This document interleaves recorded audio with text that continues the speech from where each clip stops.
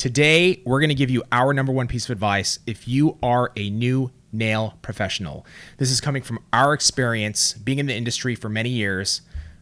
In the salon or as a business owner, you're going to hear it from us right now on the Biz Talk.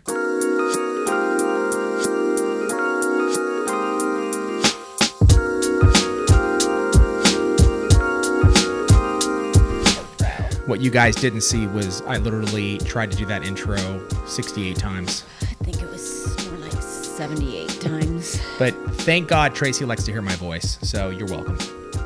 These earphones, they go nothing, so I block them out.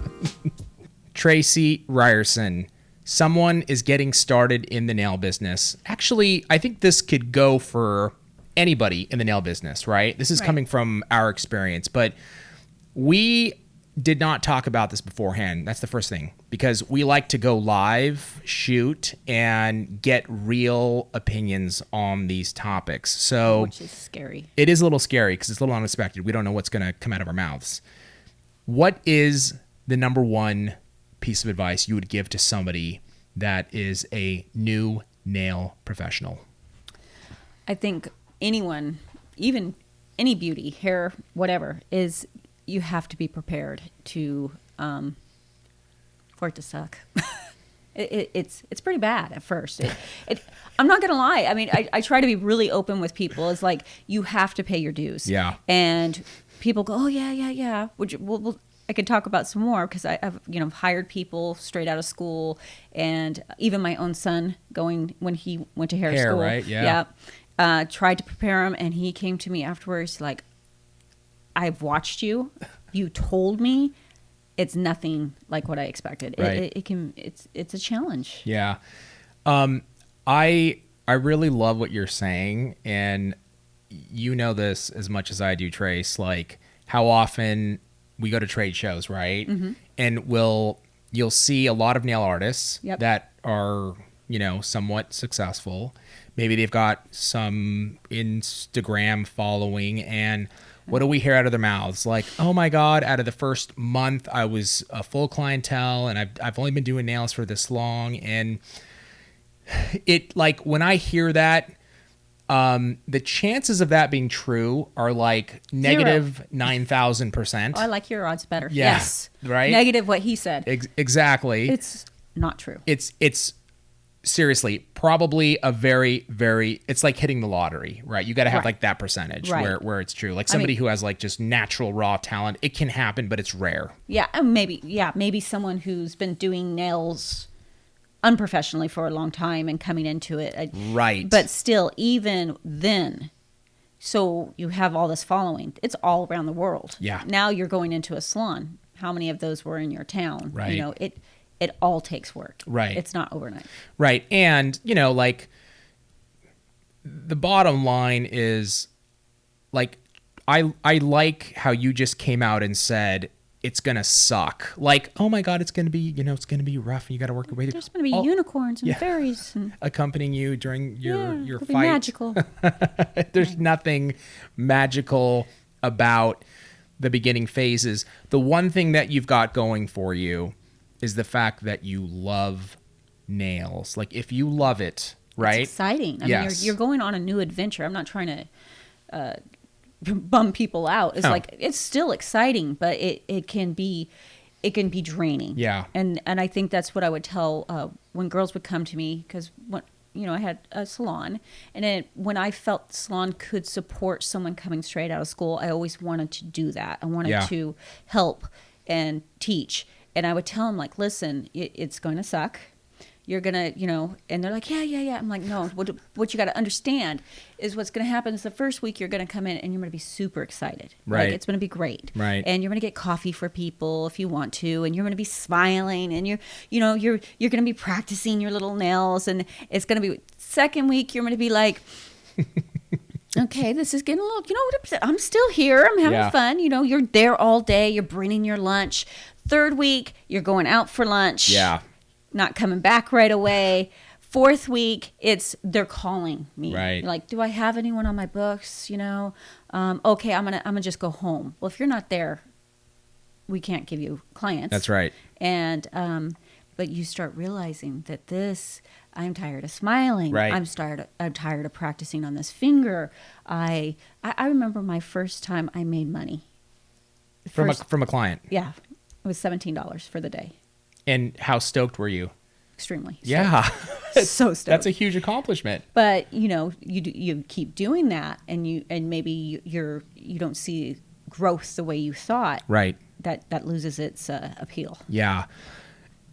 The unique thing about the nail business is that when you graduate from school, why it's so hard, what Tracy's saying, why it's going to suck, is because you don't know anything. Like, school teaches you how to get your license, right.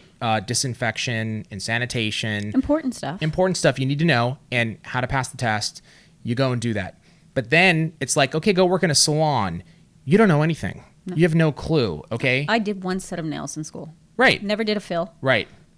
So, like, to exactly what you're saying, you did one set of nails, right?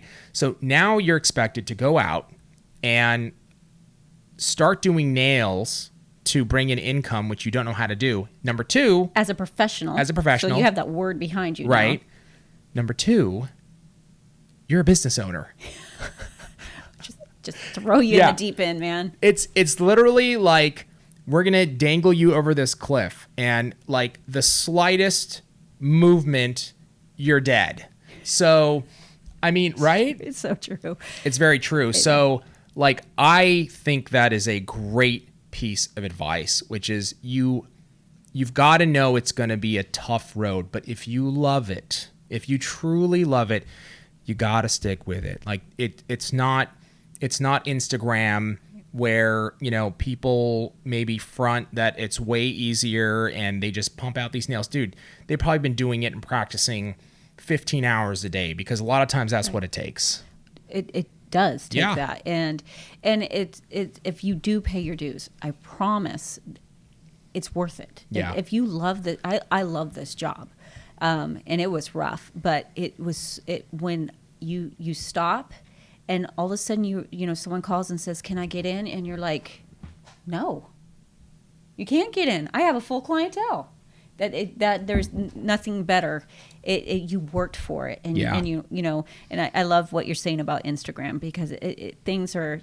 It's like the hashtag I woke up like this, and 3 hours of makeup before they took that selfie. Right. It's kind of the same. It's like they're perceiving an image, which is great. That's fine. But I find it very disheartening for people, and it upsets me when people will tell a student, "Well, I came out of school and had a full clientele," or "I came out of school doing it in an hour." None of it's true. I don't think so. I can say this. I've been around nails my whole, last 20 years almost. And I just started, learning how to do nails through our vlogs that we're doing, this whole Pro Teaches Beginner series. It is even with all the theory that I have, okay, an experience of watching, and I know everything about nails, not everything, but a lot, okay, and watching and watching and watching. I've never actually done, though. Now that I'm doing, there's no way. It would take me 4 hours to do a set of nails right now, even with all the knowledge I have and exposure around you guys. Still going to take me that long. Well, and let me ask you, how many hours have you now done with that training? Oh my God, it's a lot. I mean, I've probably put in the last 2 weeks, I would say I've had a good in the last 2 weeks, like 12 hours with my schedule. It's a little insane, probably 12 hours a week of doing nails, like sitting in the chair, recording footage. With someone teaching you. With somebody teaching me. Okay. That is one of the best in the world. Yeah, it's Greg. Right. So now imagine this. You have learned way more in those 12 hours than I did in 4 months. Right. Or 2.5 months, excuse me, 400 hours of nail school.